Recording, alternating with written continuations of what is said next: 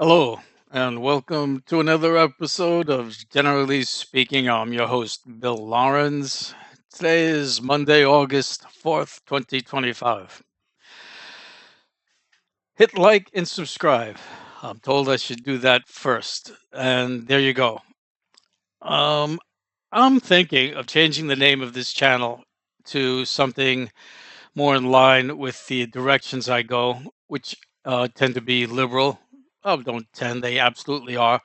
I was thinking of a name like What's Left, and leave a comment and let me know what you think about that. I would just love to get a comment from someone. I haven't gotten any comments yet. I'm still starting. I'm just a baby YouTuber, but I'd like to hear what you think about that. So, getting on with the topics that I wrote up for myself in this episode. Starting off with Miami waterways, the oceans off of Miami, off the coast of Florida. Actually, sinkholes. You may have heard of sinkholes. There are these holes that open up in the ground, and they can be like a couple of feet across and deep to is big enough to hold a house and go down 100 or 2 feet. And it's all a matter of what kind of ground is underneath it. If it's the right kind of ground that could be eaten away by water and it's the right kind of stuff, it will suddenly collapse. A hole will happen. Happens a lot in Florida. And at any rate, something I had never known was that these things can happen in the ocean, at least off of the coast of Florida. And a number of them apparently showed up recently, and recently within the last year, that they didn't exist by these usual satellite pictures that are taken by those scientific satellite weather people. And then suddenly now there are a bunch of them. And oh well, that's cool. I mean, it is interesting to see the pictures of them, these giant holes in the ocean floor. But it's more than just interesting. Apparently, there's some concerns that these could be very dangerous in terms of like an earthquake kind of thing. Very unsettling to the ground, and such that services have been interrupted. Marine services, shipping, cruise lines have been told you can't dock here anymore. Offshore oil drilling has stopped. Concerns that drilling into these unstable grounds may cause something. They're having to now explore exactly what's going on. And it's interesting. I reported on some geologic activity recently in along some of the faults where earthquakes happen. That there was some note by scientists that there was a lot of activity along the Appalachians, and then there was another one at the Pacific coast. And one of them even mentioned the words red flag. I don't know what the red flag's about. Don't see anything happening. It's almost wonder what are they? You say red flag enough, and it's nobody listens anymore when you hear red flag all the time. But the expressions they were making about these holes in the ocean off the coast of Florida seemed very concerning, very worrisome. And so that was just a strange thing out of the blue, out of nowhere. They say the oceans are the most unexplored place on the planet still. And here's, we're not talking the Marianas Trench 5 miles deep, every inch of the faraway oceans. They're right off the coast, these strange, gigantic holes. Uh, Crazy stuff. So that's that little tidbit. Let's move on to something else. Judges are in the news a lot lately due to Trump's shenanigans. And there was a discussion I was reading in one of the issues talking about how judges are supposed to be impartial. The impartiality of judges is what you're looking for. And I think it's become pretty clear and obvious now that there is no such thing as impartiality. I mean, let's face it. Everybody has a point of view going through life, growing up, becoming an adult. You become a judge, it doesn't happen in a vacuum. You've grown up with, your life experiences, which make you partial to whatever those are. I think we might as well just say, what are your partialities, and then decide if we want you or not. But this idea that judges are supposed to be impartial and they are impartial, I guess that's nonsense. I can understand a person who has a good moral character would try to be impartial in the sense that something that perhaps they don't agree with entirely, but they see the legality of it. They see that they would have to, let the actions fall in favor of the something that they don't really, favor themselves, but that they would do it because they have character. And now that's something you can say. There's something you could hope for, but impartiality, actually, no. All right, so there's that. This next one, labor statistics, jobs numbers reports that came out recently were miserable. It was only 70,000 jobs created. And I was wondering about that. It was miserable. Why was it miserable? Just as a number in itself? No, it was miserable because there were expectations that would be more like 140, something like that. So this is what the expectations were. And so now it was miserable because it wasn't those expectations. I wonder, what why should it be more or should it be less? Should it be more because babies are always born? There's always more people going into the job market every year. People are born every day, so there's a certain number of people every day. So you could say every day there's another how many thousand, 19-year-olds. They just became 19 today, and so every day you could say there's more people ready to go into the job market. And if there are jobs there for them, of course, they're happy. That's what you want. But always just wondering, what's the right number? What it should be? What is it? What does it need to be? Maybe 70,000 wasn't what they were expecting, but maybe there weren't 70,000 people looking. I don't know. But at any rate, it was a poor number, and on top of that, the numbers of jobs that were reported the 2 months earlier were downgraded, significantly. More than half of what they reported the numbers were new jobs created. Said no, actually, we have to cut those in half. So of course, the Democrats and the lefties are saying, more about how this is just evidence of Trump's, messing everything up. And Trump, of course, himself doesn't like to hear these stories. And so, what does he do about it? Let's not say he's just going to say, "Oh well." No, he's going to do something about it. What's he going to do? He's going to fire the person that makes up these reports. I don't like you giving me bad reports. You're fired. There wasn't one person, left or right, who couldn't say, "Duh." That was wrong. So fired the person, and there's a comment that goes along with that really well, and you'll hear later because it goes well with the next story I'm going to tell. Not the next one, but coming up, and it's very funny. When you hear it, you will laugh. Ha ha.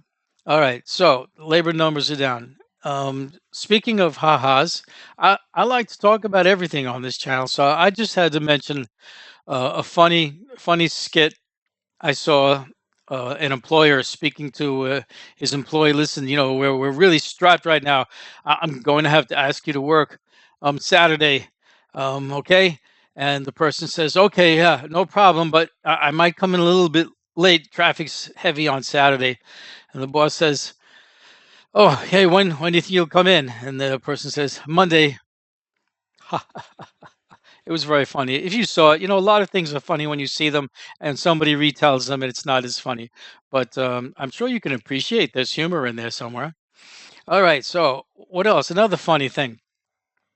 A young lady was commenting on the goings on with Gaza and the people who support Israel and what they do, and the people who uh, lie about what's happening, saying there's no starvation, there's no genocide.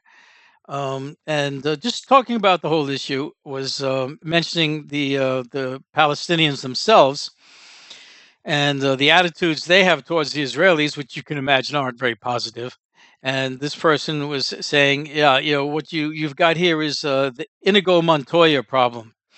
And I always laugh when people bring in these, witty comments. And for those of you who don't know Inigo Montoya, I mean, he's very famous from the movie Princess Bride, and he was always saying, "You killed my father. I am going to kill you."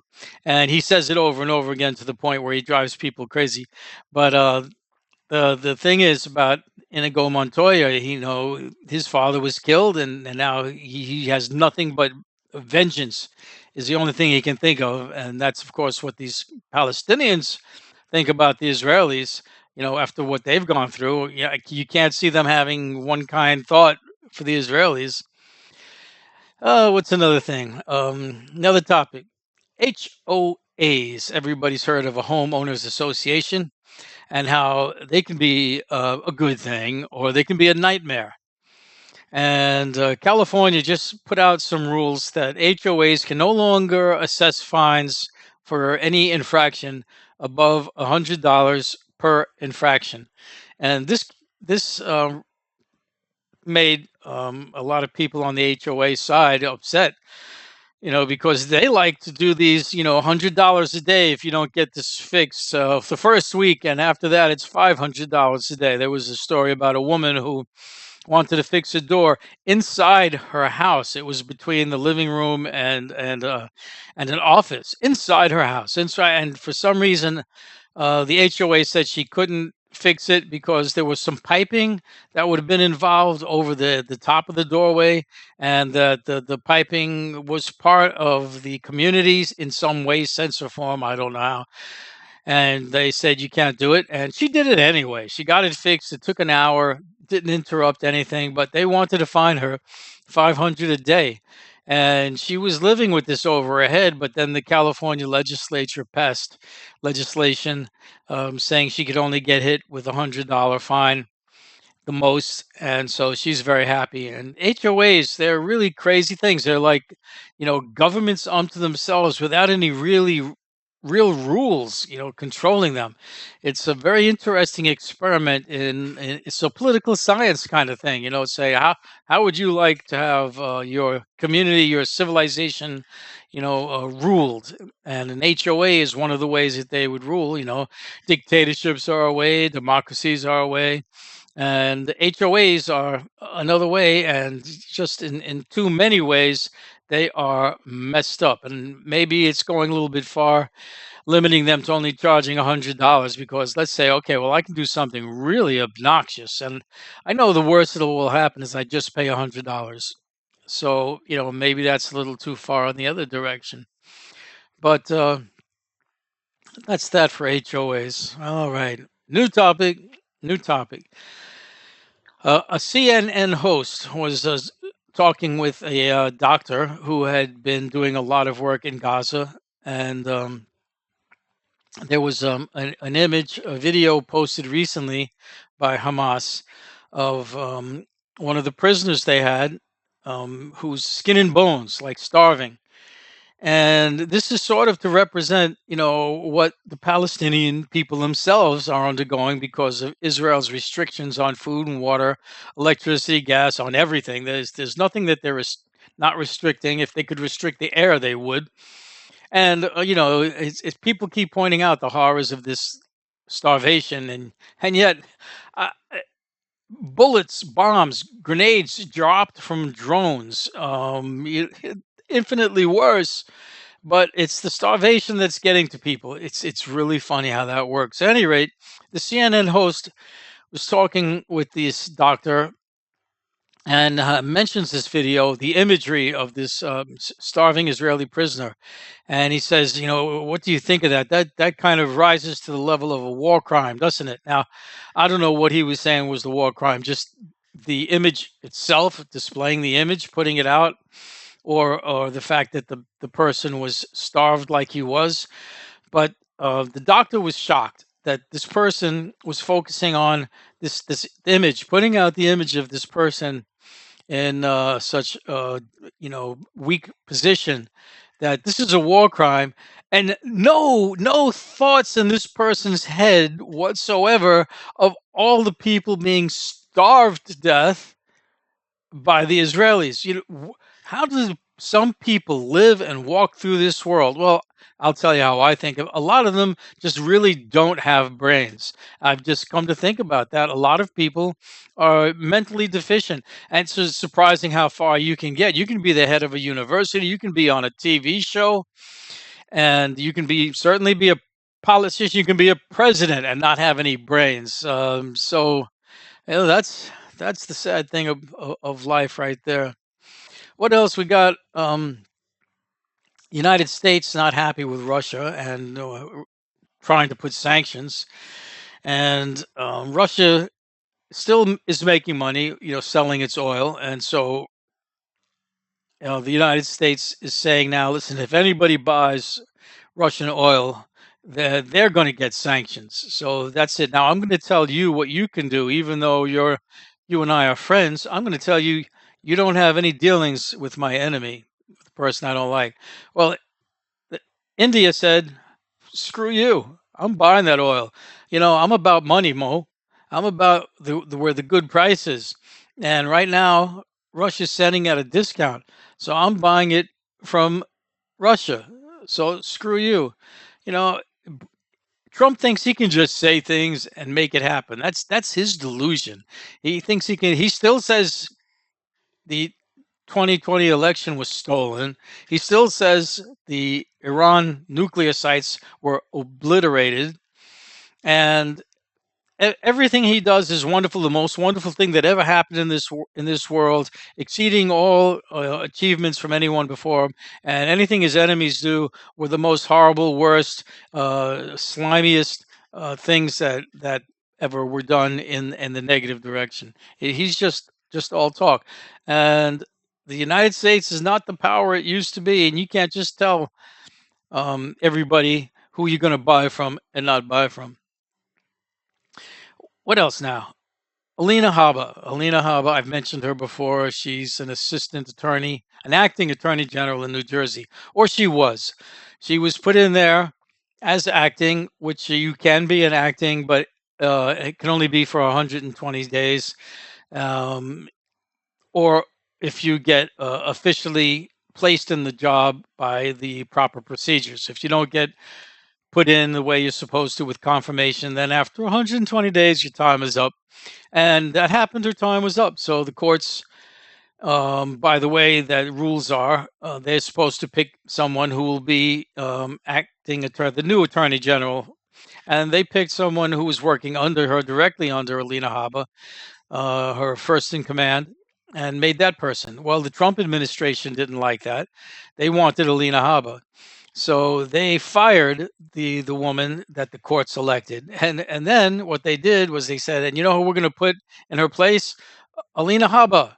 And so this ended up with the crazy situation where she was writing a letter to the administration, which in the same paragraph said, uh, I recognize my service is as acting attorney is over, and I want to thank you for my new position that I'm ready to start as acting attorney that I was just, fired from. It's like she was fired and hired back to the same spot, and not just in that position, but the number two position, the person that had been working for her since she just got fired outright, good for nothing. They made her also that position, so she had two positions. She was the number one and the number two position. So this is still bouncing around on the courts, and it makes an issue criminal cases, because now anyone who's indicted is being prosecuted can say, nothing can really go forward here. This is all illegitimate because New Jersey doesn't have a properly elected attorney general. So yeah, this is still in the courts, and once again, it's the maniac stuff that happens in the Trump regime. And I hear people tell me sometimes, "Oh, you don't remember when Obama did this? You don't remember when Biden did this and did that?" And the truth is, I don't. And that could be because I watch lefty news, right? And it could certainly be true that they leave things out. I might miss something. But what can I tell you? I watch the lefty news, and I'm calling Trump world crazy time, crazy world. So let's go on to the next thing. Saudi Arabia. They recently, along with a couple of other Muslim countries, suggested that Hamas should lay down its arms and we could have peace. Of course, you could have peace if Hamas lays down its arms, and but if Israel laid down its arms, there would be peace too. And anyway, I don't want to go into that because my story is this: recently, Israel decided to commandeer a mosque, and we know mosques are what the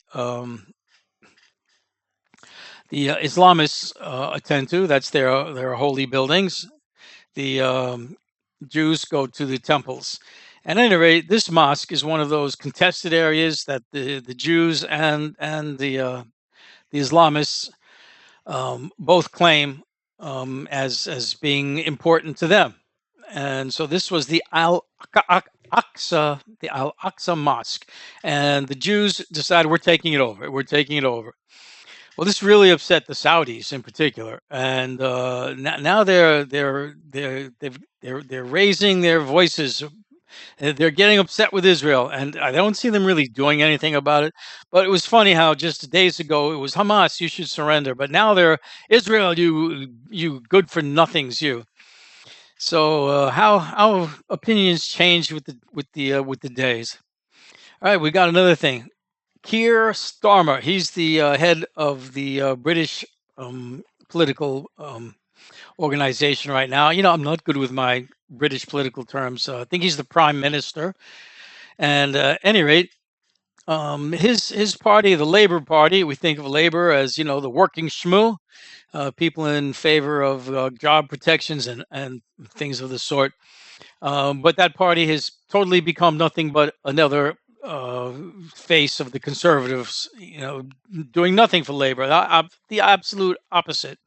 And because of this, they're losing a lot of party members, and they're not just leaving, they're going to another party, which actually doesn't have a name yet. They're going under the banner. They're following the leadership of a fellow named Jeremy Corbyn, who did have a party that he was a part of once, but it just kind of didn't have any votes anymore. It just kind of degenerated into nothingness.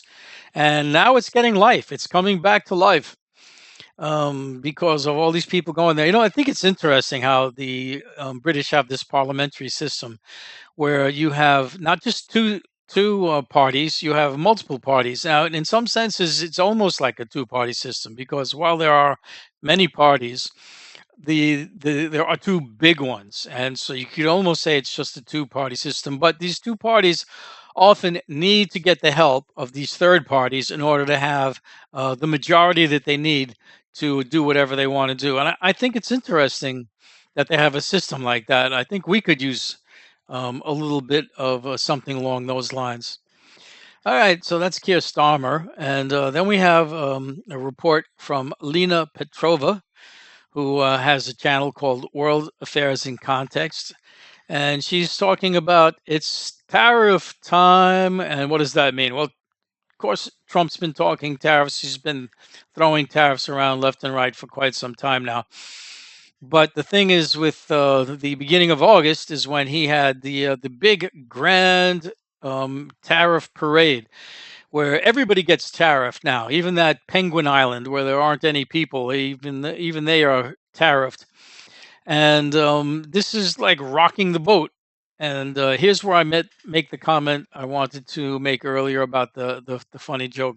These tariffs, this whole idea of tariffs, they got like a two-pronged approach. One is bring manufacturing back here. You make things so expensive to buy from overseas that people will want to buy the homegrown stuff, and the homegrown companies will say, yeah, it's worth making stuff here now because people want our stuff. That's one thing that you want, but of course that takes time, reshaping everything. You don't just slap a huge bombshell atomic bomb tariff and expect a bombshell, whoops, everything's beautiful now tomorrow. It doesn't happen like that. But there's another argument that was been running around called deficits. In other words, we other countries are buying all of our stuff, and we don't buy so much from them. So there's a deficit in terms of the money flow, that it's going one side in one direction more than the other. And someone was telling me that number one, deficits aren't like a good or a bad thing. It's just a saying, look, you buy more than us. You're a big country. Of course you can buy more. We're a little country. We can't buy that much. And even if you do buy, or you don't buy, what else? It's just you're buying and not buying. It's not hurting anything. I mean, look at the common person in the street goes to the supermarket and buys an apple, and what does that person buy from us? So I guess we don't sell anything. So maybe this is not a bad analogy, not a good analogy. Anyway, so it's for deficits. And anyway, the joke Lena was making was that um, trying to use tariffs to deal with deficits is like trying to fix a fever by breaking a thermometer.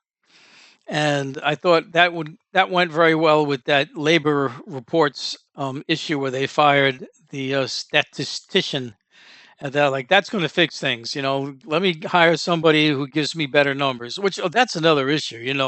A lot of people are being concerned that the numbers we're going to start getting from the agencies that produce numbers, the number producing agencies, will no longer be producing reliable numbers, because with Trump firing and hiring only people that say yes sir, only do what he wants, they'll fudge the numbers, any way he wants to make him look happy, and it's going to make things hard for people to do stuff.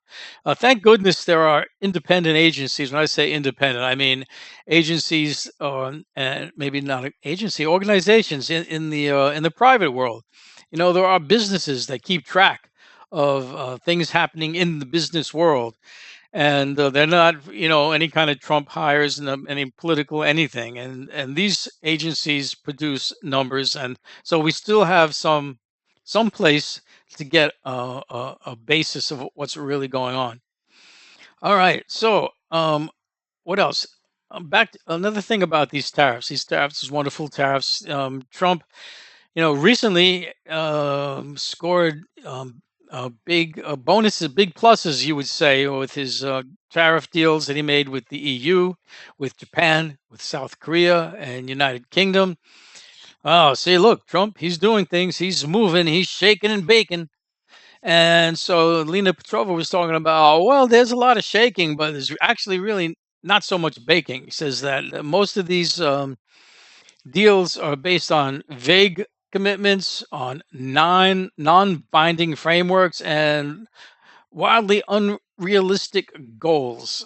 Unrealistic goals, like what? Well, for instance, the goal was for the EU to purchase like 250 billion worth of energy, natural gas and petroleum, 250 billion within like the next 4 years.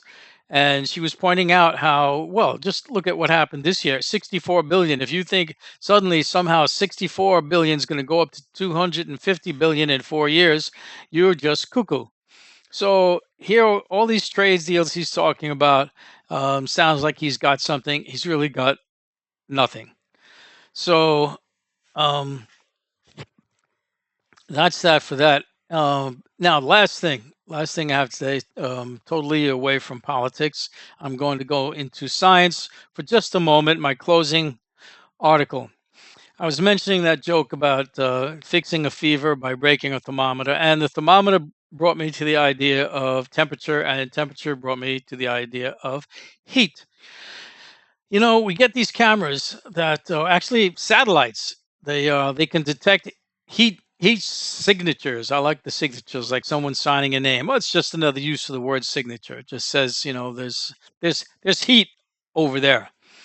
And I remember seeing a movie, Patriot Game, I think it was, where the satellite was looking down on some tents in the desert, and you could see the sleeping people in there. How they glow a glowy color, like a yellowish or something, and then you see coming off from the side the soldiers, their little glowing bodies, and they moving into the tents, and they take out the enemies, and okay, all heat signature. And I just wanted to say, there's, I think, a little confusion, and I can't swear to it because I haven't really dug into it, but on the surface, they call this, heat signatures. They're detecting the heat. I think from just a simple person thinking normal thinking, that it's not the heat that's being detected. I mean, the light that we see is, of course, associated with the heat. But if you think there's actually a stream of heat going from those bodies all the way up to the satellites, just sounds it just sounds unbelievable to me. I mean, they're in the tent. All the heat's in the tent, and you're telling me the heat went through the tent and is traveling up through space all this distance? I don't think so. And so what is it? Do you say? Oh, I'm just saying it's something else. And what we need is another explanation, some different ideas in our science world. For instance, I don't believe in atoms. I've seen the explanations of when atoms were proved. I looked at the experiments. They weren't complicated. They're very simple affairs. And a person said that proves there were atoms. And what you could say is, listen, you might say that, yeah, okay, I could say it's atoms, but you could say it's anything. You could say it's a million different things. I had a person argue with me once. It was a chemistry teacher. Says, well, why don't you come up with a different idea? I said, "Well, yeah, like I've got all the time in the world to think up a different idea and expound on it and get it to mix with all the world's current scientific findings. You know how hard it is for me to just get out one of these YouTube videos, and you think I'm going to do all that scientific stuff? No, but my point is, and the only point really I want to make is, I don't care if you want to say there are atoms. It's a very useful tool. You get a lot of things you can do. You build these particle accelerators, which again, since I don't think there are atoms, there really aren't any particles. But the thing is, you can do a lot with it. You can. I'm not denying that. I'm just saying, don't tell me that these things are in fact real. Just say these are ideas that we use to help us, play around with the materials that we have, and but they're not really real. So there you go. Closing this out on my atomic theories rant. You'll probably hear it again sometimes. I'm just waiting for someone to respond to me. I'd really like to have the debate. That might get me to, look into it some more. But as it is, that is all for now. I hope you enjoyed it very much. Thank you for watching, and have a good day.